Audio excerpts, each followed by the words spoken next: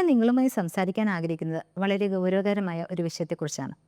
നമ്മുടെ മധ്യവർഗം നേരിടുന്ന സാമ്പത്തിക പ്രതിസന്ധി. EMI, ഈഗോ, 10 ലക്ഷത്തിൻ്റെ കാറ്, മധ്യവർഗം സ്വയം നാശത്തിലേക്ക് എന്ന തലക്കെട്ട് ഒരു പക്ഷെ നിങ്ങളെ ചിന്തിപ്പിച്ചിരിക്കാം. എന്താണ് ഇതിനർത്ഥം? എന്തിനാണ് നമ്മൾ ഇങ്ങനെ ഒരു സാഹചര്യത്തെക്കുറിച്ച് സംസാരിക്കുന്നത്? നമ്മുടെ സമൂഹം അതിവേഗം മാറിക്കൊണ്ടിരിക്കുകയാണ്. ജീവിത നിലവാരം ഉയരുന്നു, ഒപ്പം നമ്മുടെ ആഗ്രഹങ്ങളും. ഒരു നല്ല വീട്, പുതിയ മോഡൽ കാറ്, ഏറ്റവും പുതിയ ഗാഡ്ജറ്റുകൾ, ഇതെല്ലാം ഇന്ന് നമ്മുടെ സാധാരണ ജീവിതത്തിൻ്റെ ഭാഗമായി മാറിക്കഴിഞ്ഞു.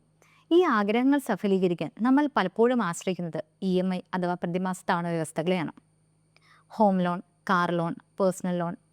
നമ്മുടെ വരുമാനത്തിൻ്റെ നല്ലൊരു ഭാഗം ഈ തവണകളായി മാറുമ്പോൾ നമ്മൾ പോലും അറിയാതെ ഒരു വലിയ കടക്കെണിയിലേക്ക് വീഴുകയാണ്. ഇവിടെയാണ് ഈഗോയുടെ പങ്ക് നമ്മൾ തിരിച്ചറിയേണ്ടത്.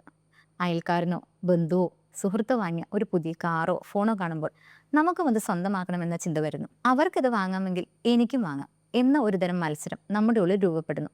വരുമാനം എത്രയാണെന്ന് നോക്കാതെ ലോണുകളെ ആശ്രയിച്ച് നമ്മൾ ആ ആഗ്രഹങ്ങൾ സഫലീകരിക്കാൻ ശ്രമിക്കുന്നു.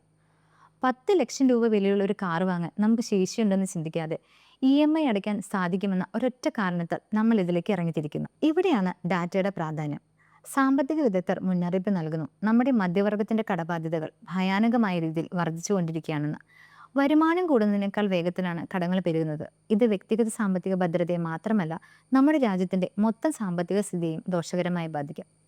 വരുമാനത്തിന്റെ വലിയൊരു പങ്ക് EMI ആയി മാറുമ്പോൾ മറ്റാവശ്യങ്ങൾക്ക്, അതായത് ആരോഗ്യത്തിന്, കുട്ടികളുടെ വിദ്യാഭ്യാസത്തിന്, അടിയന്തര സാഹചര്യങ്ങൾക്ക് പണമില്ലാതെ വരുന്നു. ഇത് മാനസിക സമ്മർദ്ദങ്ങൾക്കും കുടുംബ പ്രശ്നങ്ങൾക്കും വഴിവെക്കുന്നു. അതുകൊണ്ട് നമ്മൾ ഓരോരുത്തരും സ്വയം ചില ചോദ്യങ്ങൾ ചോദിക്കേണ്ടതുണ്ട്. എനിക്ക് ഈ സാധനം ശരിക്കും ആവശ്യമുണ്ടോ? എൻ്റെ വരുമാനത്തിന് ഇത് താങ്ങാൻ കഴിയുമോ?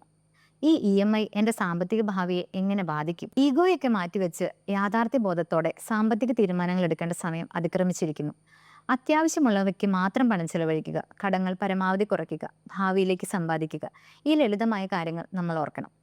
നമ്മുടെ മധ്യവർഗം സ്വയം നാശത്തിലേക്ക് പോകുന്നത് തടയാൻ നമുക്ക് ഓരോരുത്തർക്കും സാധിക്കും. സാമ്പത്തിക അച്ചടക്കവും വിവേകവുമാണ് ഈ പ്രതിസന്ധി മറികടക്കാനുള്ള ഏക മാർഗം.